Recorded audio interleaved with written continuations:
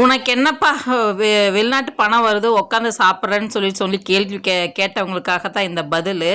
என் வீட்டுக்காரு வெளிநாட்டில் இருந்து சம்பாதிக்கிறான்ட்டுல எத்தனையோ ஆண்கள் வந்து வெளிநாட்டில் இருந்து சம்பாதிக்கிறாங்க. அவங்களுக்கெல்லாம் ஒரே நம்பிக்கை அவங்க ஒய்ஃபு தான்.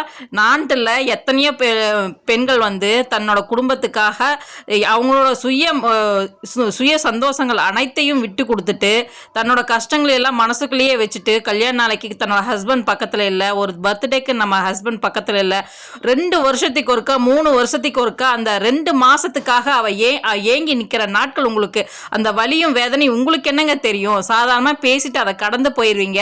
ஆனா அந்த அந்த குடும்பத்தை ரன் பண்றதுக்காக அவ படுற வேதனைகளும் வலிகளும் உங்களுக்கு என்னங்க தெரியும்? நல்லது கெட்டதும் பார்த்துக்கணும், பசங்களையும் பார்த்துக்கணும், அவங்கள படிப்புகளையும் நல்லா பார்த்துக்கணும், உங்களை மாதிரி ஆண்களுக்கும் வந்து பதிலடி கொடுக்கணும். அப்படியெல்லாம் நாங்கள் வந்து கடந்து வந்துட்டு இருக்கிறோம். எத்தனை ஆண்களை நாங்கள் கடக்கிறோம், உங்களை மாதிரி பெண்களையும் கடக்கிறோம். 4 வார்த்தை தப்பா பேச ஆண்கள் கூட கடந்து வந்துடலாங்க. ஆனா உங்களை மாதிரி வந்து புரளி பேசுற பெண்களை என்னதான் பண்றதுன்னு தெரியலீங்க. கடவுள் வந்து பார்த்துட்டு தான் இருக்கிறார்.